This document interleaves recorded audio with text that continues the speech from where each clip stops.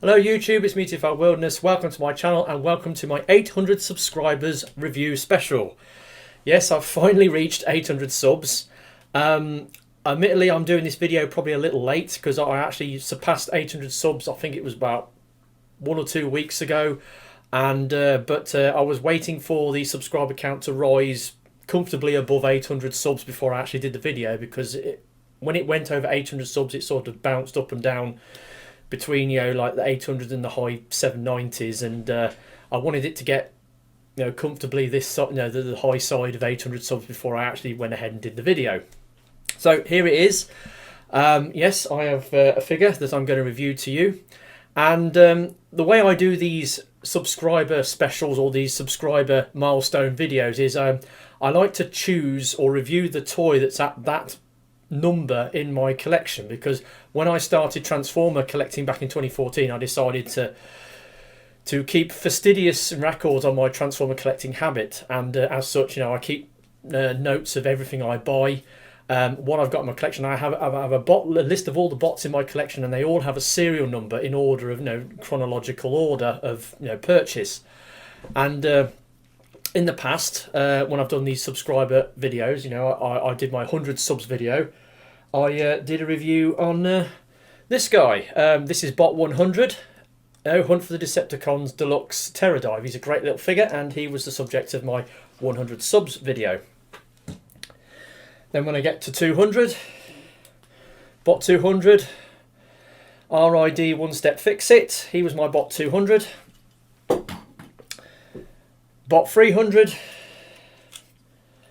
was, what is he? Hunt for the Decepticons or Reveal the Shield. I can't remember which one it is. Voyager Sea Spray. He was the subject of my 300 subs review. And then 400 subs. G1 Micromaster Red Hot. Had a bit of a thing where I actually bought it and I sold it to somebody else, and then I had to buy a duplicate to swap with them so I could get my 400 bot back. So yeah, bit of an interesting story along with this one. So he was bot 400. Then bot 500. Another tiny G1 figure, platinum reissue Eject, which came in that Autobot Intel Ops set. He happened to be my bot 500, so I've done my 500 subs review on him. G1 again for bot 600. G1 Weird Wolf. I bought this at TF Nation 2016, I think, with a 2-pack with 2 Weird Wolf bodies and enough parts to make one bot. And obviously, I put all the best parts on this guy, and I took them all apart, cleaned them up, rebuilt them, and this is the end result. The other one, I've sort of built it up using a combination of aftermarket parts and stuff, and I've actually got 2 Weird Wolves. But this is my primo one. He's bot 600, so he was the subject of my 600 subs review. And then the last 100 subs review I've done was for TLK Premier Deluxe Barricade. So I got him as my bot 700, and he's the subject of my 700 subs review. So you get the idea. I have numbers on all my bots in my collection, and when I get to certain number thresholds, I then do the review. Now, if you go back to 2017, which is when I sort of hit bot 800, sorry, there was a particular bot that that was coming in that I wanted to be bot 700 above all others, and it was this guy. Wei Jiang NE01 Mega Master. Yeah. Now, I corrupted the results of my bot numbering system to get this guy in at bot 800. And yeah. So yeah, when I knew I was coming up to bot 800, I knew this thing was coming in, so I deliberately stopped buying bots. Because usually I would have bought my Korean bots at the beginning of the month, so I sort of laid off buying certain bots that I knew would come in, because I was waiting for this thing to come in. And then when it came to, I'd got the dispatch notification on this. I was at like 799, so I rushed out and bought a filler bot just to make up the numbers. But yeah, so I fixed the results to get this guy as my bot 800, and I thought, yeah, this is going to be a brilliant thing to do for my 800 subs review. However, a couple of years later, after I bought 1000, I discovered that by going back to TF Nation 2017 that I'd made a number of discrepancies or mistakes in my bot numbering system. 3 in total. Yeah, so it was around about bot 755, or I think it was bot 746, 747, 755 and 763. Basically, I think what happened was I bought the... I'm not sure about this one. I bought the Autobot clone bots, Cloud Raker and Wingspan set, and I put them down as a single number rather than individual bots. Then the following day, I got that Mastermind Creations, or Ocular Max Terragus Rally off Kapow, and I didn't put it down on my list at all. And then following afternoon, I went back to Kapow and I bought Universe Cyclonus off them, and when I got my numbering system, it was like 763, and then when I put the numbers down, I went back to 762, then 763. So basically, I jumped back one figure and then carried on forwards. So there was these 3 discrepancies in my bot listing in at TF Nation 2017 that I did, and I didn't discover this thing until I was well over bot 1000, and I thought, oh shit, it was horrible. It was awful knowing that I'd made this humongous mistake in my list keeping, and it was just... So I had to go back and correct all the numbers, and as a result, this guy is now no longer my bot 800. He's bot 803.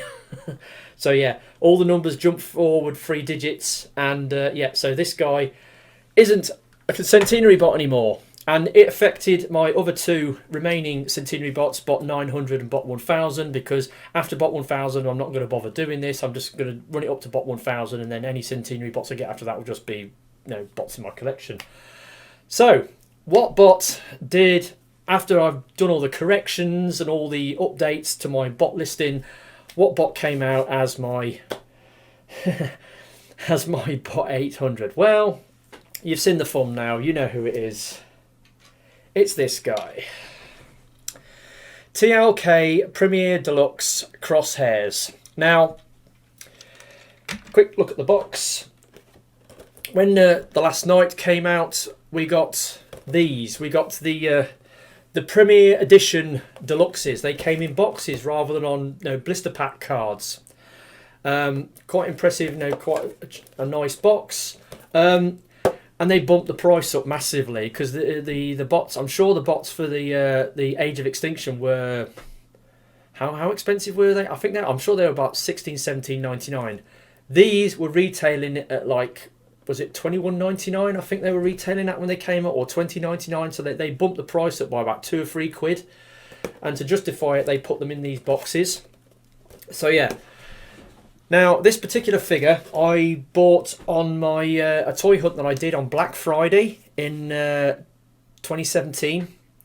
I went out with the intention of finding bots at retail that have been knocked down for the Black Friday event, but I didn't find any. I went to Smith's and Toys R Us because Toys R Us was still going back in 2017 in the UK.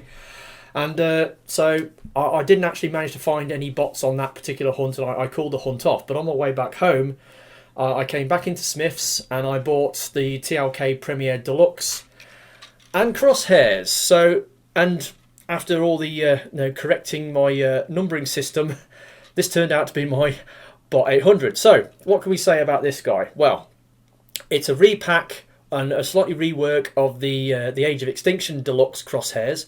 Now, the Age of Extinction Crosshairs had a number of issues. The car mode, they didn't bother to paint the wheels.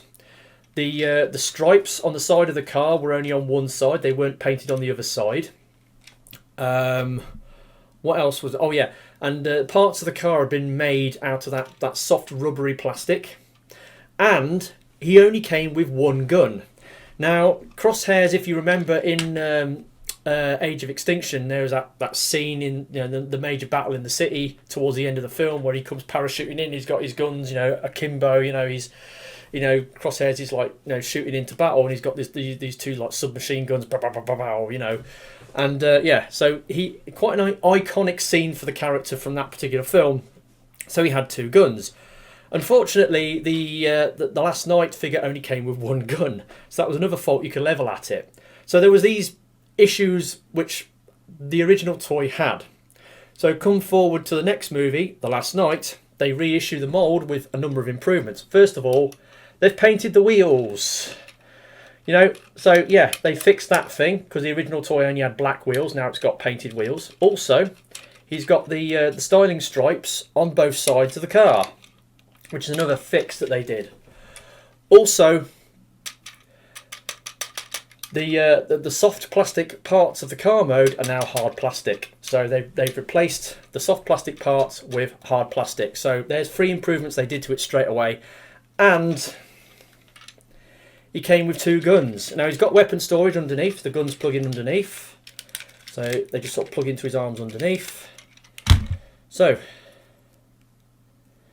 there we go, 2 guns. Now if you look, their hollowness moulding is on their left and right handed. Now you'd have thought, well, they just have a single mould where they do it, you know, 2 left handed or 2 right handed, but they're not, they're left and right handed. So if you turn them round, you can see the guns are moulded on one side and then hollow on the other. Quite interesting that they're left and right handed. But anyway, so you've got the 2 guns, the 2 submachine guns that he's supposed to have. And then you look at the car mode. Now this is it's a Chevrolet Corvette C6, I think it's a C6 Corvette. Really awesome looking car mode, looks amazing, lots and lots of nice paint on it, nice styling. I mean, it's got the smoked glassness. The glass has actually got like metal flake in it. It looks really cool. It's got smoked glass in the headlights. It's got like lots of design details. It's got like the Corvette, you know, flag logo on the front, even though it's not painted. Obviously, it's got styling vents down the side and in the hood or the bonnet. And the panel lines on this thing, I mean, they're largely the panel lines you get on the real car. Like, you know, the hood and the bumper, you know, has proper panel lines on it. It's got a few extra panel lines. It's got panel lines for the doors, and then a few lines in the back. But it's quite clean in that regard. It hasn't got too many panel lines on it. I mean, round the back, you've got all this detailing. You've got like this, the rear diffuser. You've got like the exhaust. Then you've got the tail lights, and it's got like the Corvette logo stamped in. It's got a spoiler on the back. It's got little door mirrors. Really good looking car. Fully licensed, alt mode. You know, got all the details you expect to see on the real world car. So there we go. Awesome looking car. It's now the wheels are pegged, but they do roll very well, and they've got like molded treads, so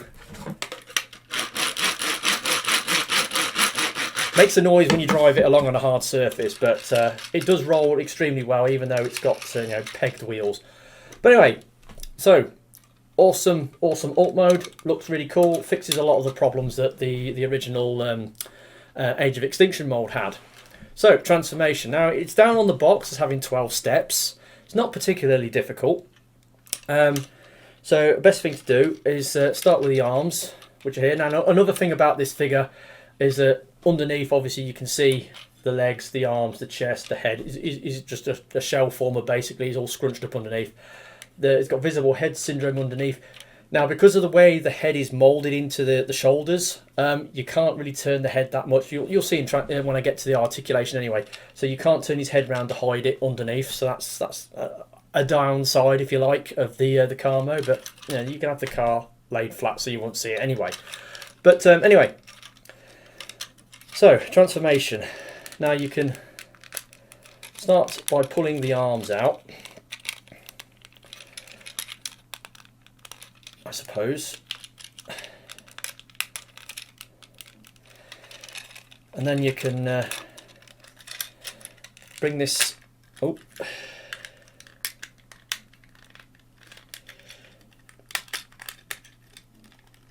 right. Okay. So start splitting the front.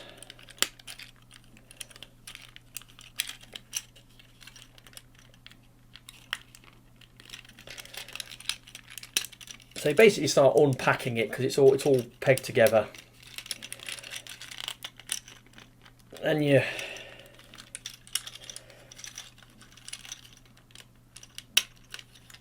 right. It's been a while since I've played with this mould. You unplug the back pieces of the car. Then you bring this piece up and forwards out of the way, and then you can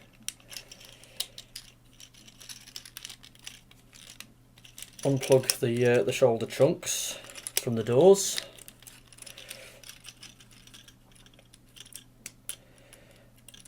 And then you can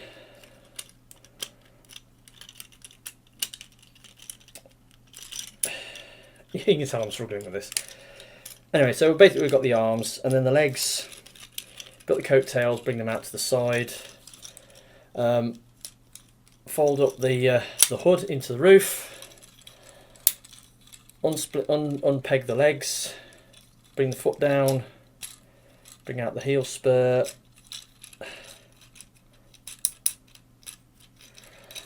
and then just twist them forwards, and that's the legs done. And then you've got the windows. Oh, they're already folded up, right? So there's the coattails.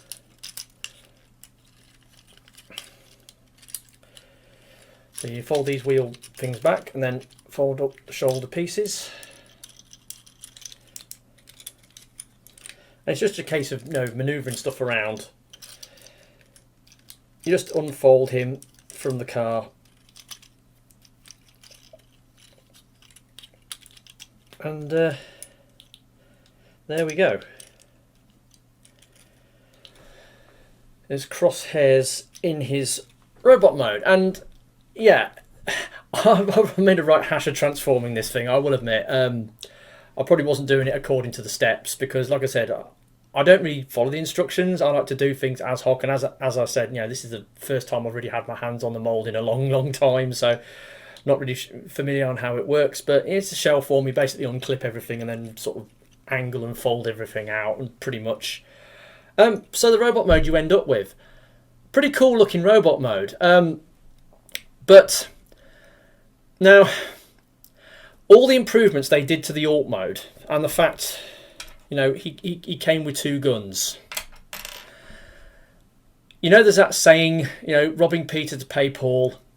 Well, all the improvements they did to the other mode, they've taken stuff away from the robot mode, most notably paint. Now you can see this thing's a sea of green plastic. You've got a lot of green on the arms, a lot of green on the legs, and also on his head. His goggles on his helmet haven't been painted. He should have a lot more black paint apps or on his legs and his arms, but they haven't bothered to do them, I assume as a cost-cutting measure, because they threw so much money into doing the other bits on it that they ran out of budget on the paint, so they said, okay, we'll just do the minimum of paint, a few silver bits on there, and it's done. So yeah, and I know if you put this next to the Age of Extinction one. The Age of Extinction one's got a lot more black going on the robot mode. And also there's that new Studio Series one coming out soon. So yeah, he will probably have a lot more paint apps on him as well. So yeah, that's the only gripe that I've got against this mold really, is that the lack of paint in the robot mode. I could touch it up myself, but why should I? It should have the paint from the factory. Why should I paint my own toys? So yeah, that's that. It is annoying that they haven't painted the goggles on his helmet. I'm a bit annoyed about that, because in the show he had, I think he had like red and a green sort of aspect in his goggles, like 3D glasses or something. And so anyway, robot mode, articulation. Now he has got a head rotation, but it's only got like a slight movement from side to side. As you can see, it hits these like shoulder blades he's got going down either side. So it like clicks from one side to the other, doesn't go backwards and forwards, very restricted, articulation.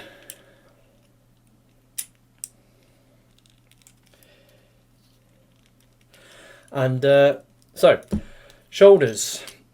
Now, shoulders are kind of a butterfly joint. They can go up and down. and they kind of getting them to move forwards and backwards. There's a lot of limited clearance around there, so he does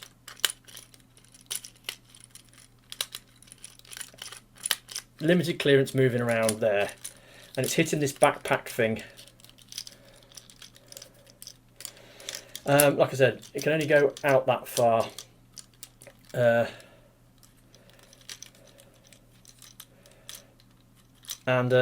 So yeah, kind of restricted shoulders. He has got a bicep swivel, and he's got double jointed elbows, so you know he can do the full curl with his elbows. That's good. He has got wrist rotations as well, and obviously he can hold his guns in both hands, and you know you can do,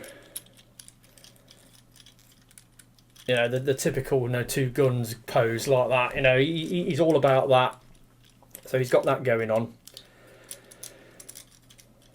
And so moving down, no waist joint unfortunately due to transformation. Now you've got the coattails, which are the sides of the car, which sort of hang out on hinge joints on the side. They've got a little bit of movement backwards and forwards and in and out, so you can get them out of the way.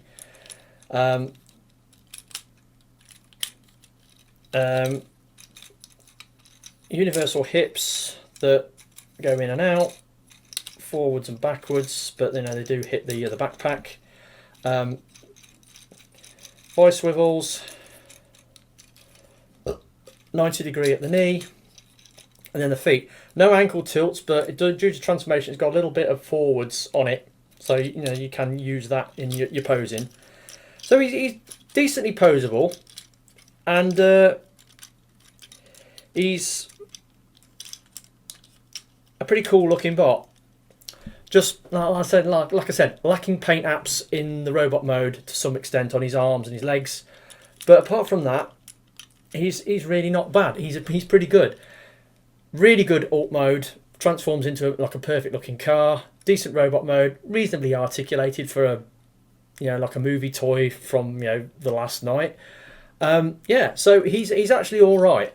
And like I said, this is now it is my bot 800, not this thing. Not this thing. So big difference between this and this, don't you think? Yeah. So yeah, that's been my review, my 800 subs review of this guy, TLK Premier Deluxe Crosshairs. He became my bot 800 after correcting a load of mistakes I made on my bot numbering system during TF Nation 2017. So there we go. He's an okay figure. So that's that. Hopefully you've enjoyed this review. It's a bit of a mess, to be honest. But you know, it's something I've just decided to. Well, I needed to throw up now at the beginning of this month. So this video is going out on Saturday, the 1st of October, and hopefully you've enjoyed it. Hopefully somebody will watch it, because you know my viewing figures, even though I've got 800 subs, I'm not getting the viewing figures to reflect the number of subscribers I've got. And I admit, my style of doing videos is not to everyone's taste. You know, I like to face the camera, and you know, I like to, you know, hold the toy in front and show you what it's all about. Most people prefer what they call the magic hands, where they're sort of reaching around the camera and you know, doing close-up views of the toy in their hands in front of the camera. And yeah, okay, I could do that if I wanted to, but in order to do it justice, I'd have to go out and spend hundreds, if not thousands of pounds on a high-end digital SLR camera with a near-focusing lens. I'd have to upgrade my lighting setup in order to do Magic Hands reviews. And I'm not comfortable, you know, sort of reaching around something to do a review. I'm just not comfortable doing that. That's why I do my reviews this way. And I'm set in my ways, you know, I can't see the point in changing, because spending all that money to do it the other way just isn't worth it, because I wouldn't necessarily get a jump in my, you know, sort of subscriber count or my viewing figures if I was to do reviews Magic Hands style. So if you ever wondered why I don't do it, that's the reason why. So anyway, with that said, I've been TFI Wilderness. Hopefully you've enjoyed this review. Normal service will resume with the next review, because obviously hopefully I've got some really good Korean toys coming in this month later on, so look forward to that. And with that, I'll bid you adieu, and I'll catch you all next time. Ta-da.